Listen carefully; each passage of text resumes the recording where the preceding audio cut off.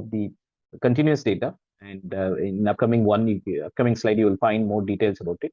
The formula is straightforward. X bar, that is mean, plus or minus m. M is margin of error. That again, if you calculate the margin of error, z times standard deviation divided by square root of n.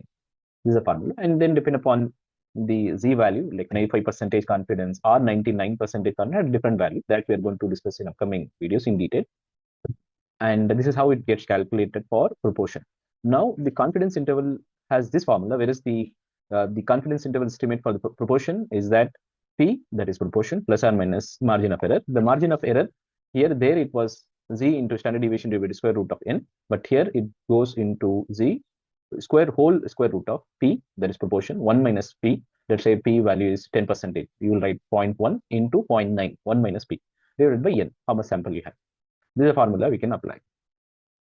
From there, you can easily calculate for discrete also as well. So the discrete or variable has two distinct formulae.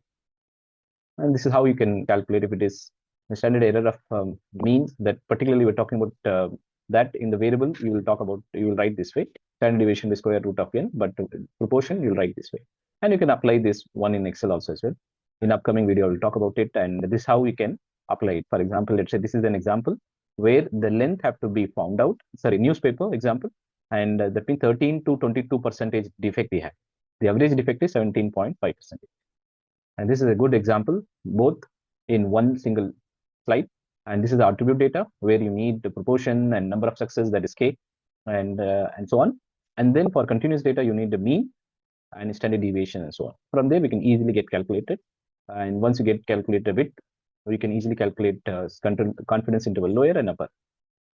So you can also do it in the stat.blue also as well, right? So if you give that proportion, and for example, 10 successes out of 100, that means 0.1 is the p bar, okay?